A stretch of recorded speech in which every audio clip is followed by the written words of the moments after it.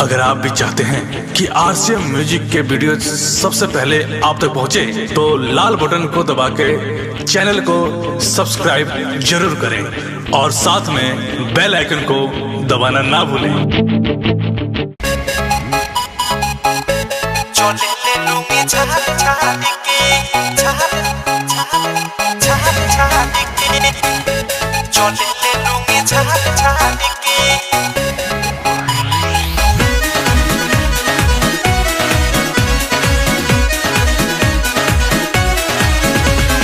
गोड पिया रहते तले खियाईती तनिए साधु साला बेर बेर मनाईती।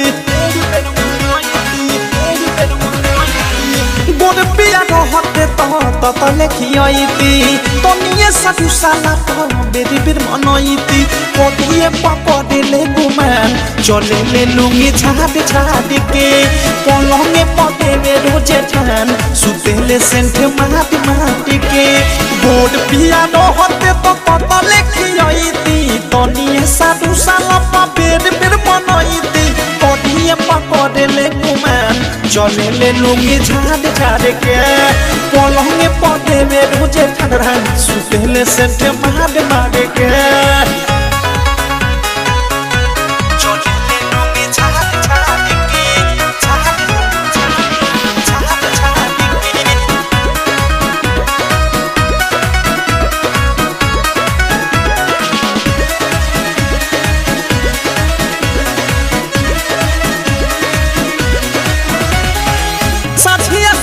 निकले सजिया सवाद के भव बनवाता भी सब दिन पीछा पड़ के।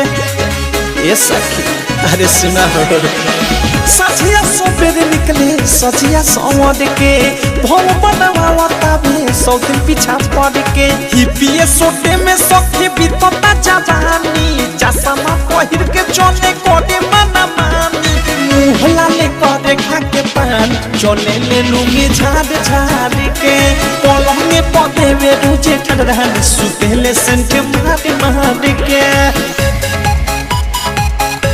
चले ले लुंगी झाड़ झाड़ के झाड़ झाड़ के।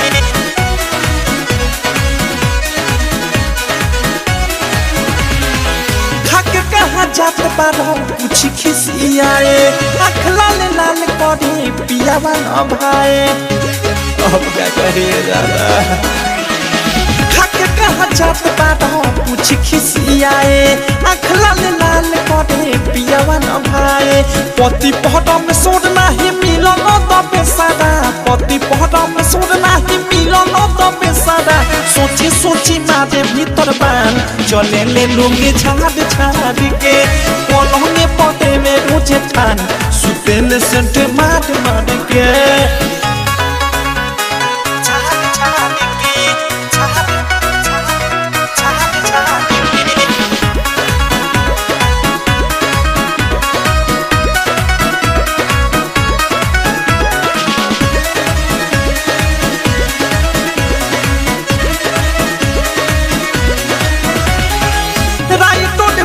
विशाली जटका बचाई अवध सुप्रेमिया के कही का सच्चाई। राइटो ने बिकी विशाली जटका बचाई अवध सुप्रेमिया के कही का सच्चाई।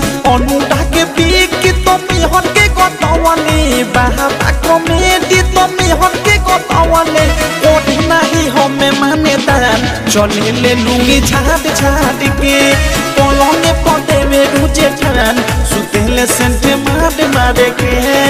गोड पिया रहते तले खियाईती तनिए साधु साला बेरी बेर मनाईती।